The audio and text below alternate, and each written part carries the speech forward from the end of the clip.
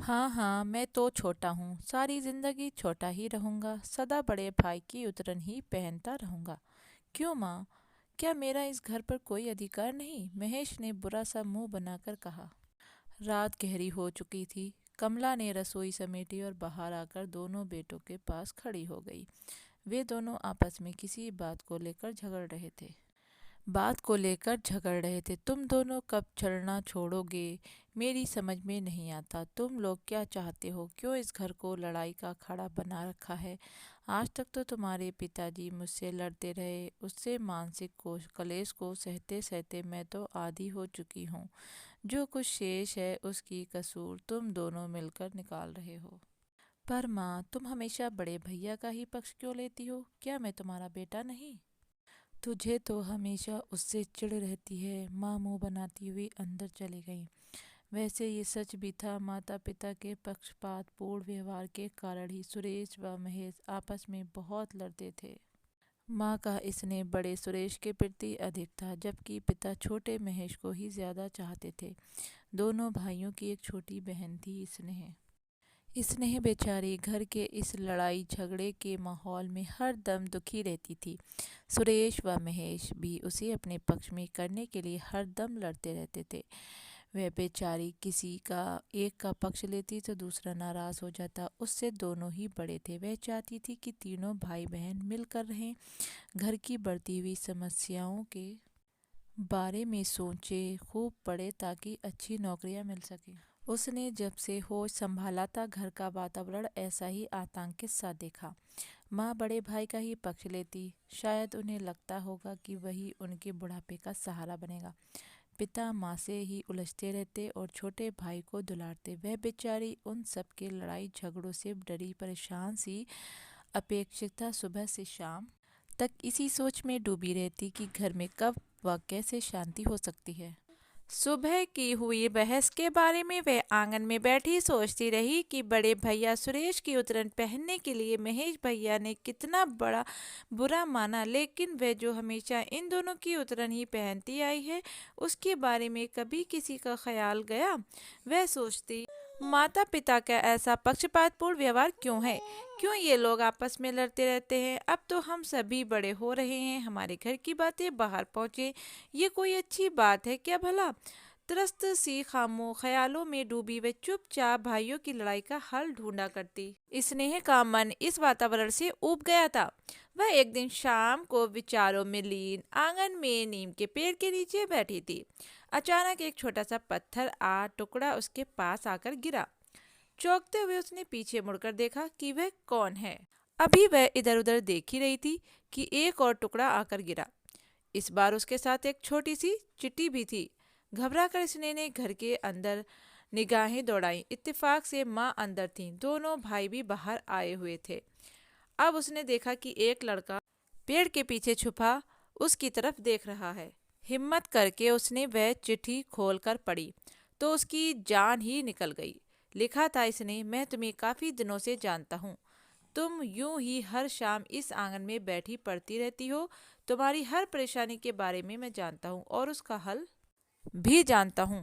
तुम मुझे कल स्कूल की छुट्टी के बाद बरगद के पेड़ के पास मिलना, तब मैं बताऊंगा। शंकर।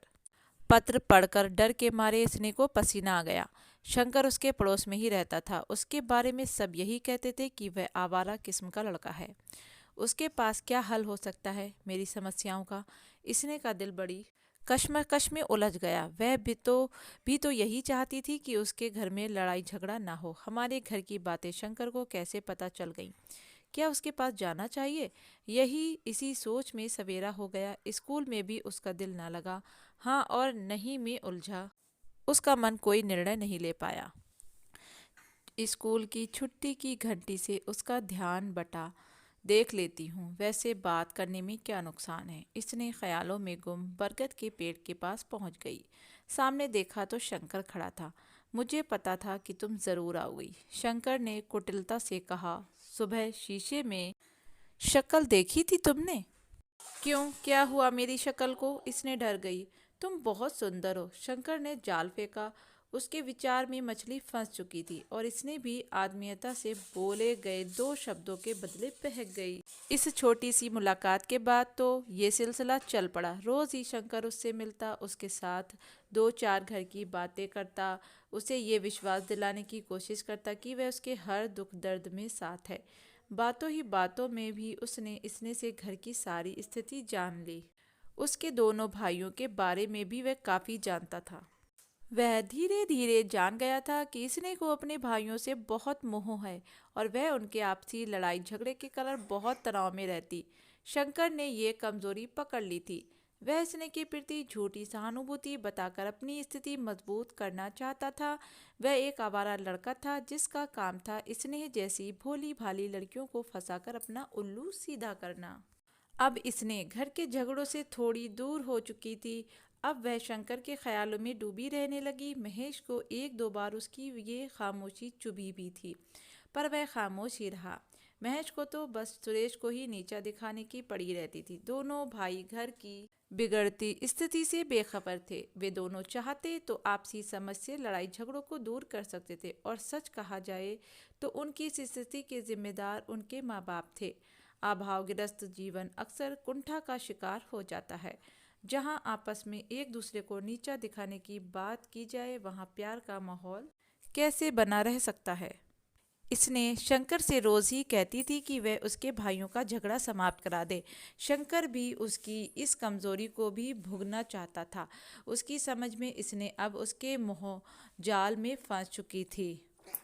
दूसरी ओर इसने शंकर की किसी भी बुरी भावना से परिचित नहीं थी। उसने अनजाने में ही सहज हृदय से उस पर विश्वास कर लिया था। उसका कोमल मन घर की कलह से निजात चाहता था। एक दिन ऐसे ही इसने शंकर के पास जा रही थी कि रास्ते में बड़ा भाई सुरेश मिल गया। तू इधर कहाँ जा रही है? भैया, मैं अपनी सहेली के पास कुछ नोट्स लेने जा रही थी, इसने ने शक पकाकर कहा। तू घर चल, नोट्स मैं लेकर दूंगा और आगे से स्कूल के बाद सीधी घर जाया कर, वरना मुझसे बुरा कोई नहीं होगा, भाई ने धमकाया।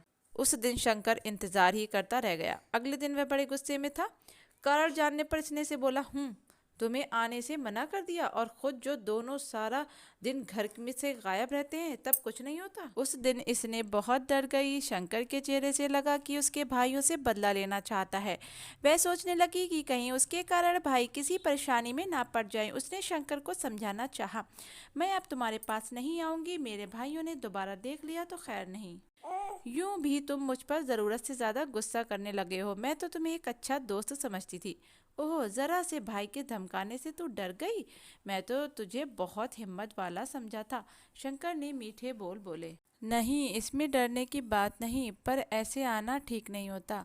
अरे छोड़, चल उस पहाड़ी के पीछे चलकर बैठते हैं, वहाँ से तुझे कोई नहीं देखेगा। शंकर ने फिर पासा फेंका। नहीं, मैं घर जा रही हूँ, बहुत देर हो गई है आज तो। इस पर शंकर ने जोर जबरदस्ती का रास्ता अपनाने की सोची। ये लोग अभी बात ही कर रहे थे कि अचानक इसने का भाई सुरेश वहां आ गया। उसने देखा कि इसने घबराई हुई है। उसके पास ही शंकर को खड़े देखकर उसके माथे पर बल पड़ गए। उसने शंकर से पूछा, तू यहाँ मेरी बहन से क्या बातें कर रहा है? अपनी बहन से ही पूछ लेना, शंकर ने रूखे स्वर में कहा। इससे तो मैं पूछ ही लूँगा, तू अपनी कह।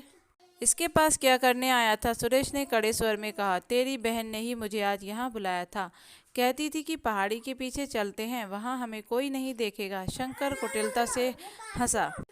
क्या कहा? मैंने तुझे यहाँ बुलाया था? इसने ने हैरान होकर कहा। मुझे नहीं पता था कि तू इतना बड़ा झूठा भी बोल सकता है। अरे वाह, हमारी बिल्ली और हमी को मियाऊं, तू ही तो रोज मेरा यहाँ इंतजार करती रहती थी। बस बहुत हो चुका शंकर, सीधे से अपने रास्ते चला जा, वरना। सुरेश ने गुस्से से कहा।